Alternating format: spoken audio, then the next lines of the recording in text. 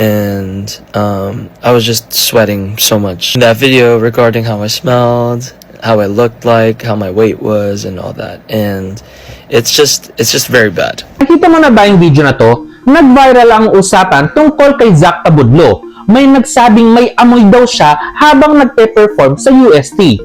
Pero real talk muna, mainit, siksikan, pawisan, normal yan sa concert. Paano ba talaga maiiwasan ang body odor habang nagpe-perform?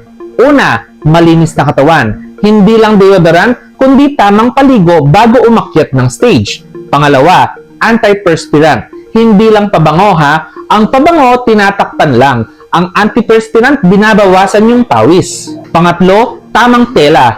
Breathable fabrics help reduce bacterial growth. Pang-apat, diet matters. Bawas muna sa spicy food, alak, at matatapang na amoy bago performance.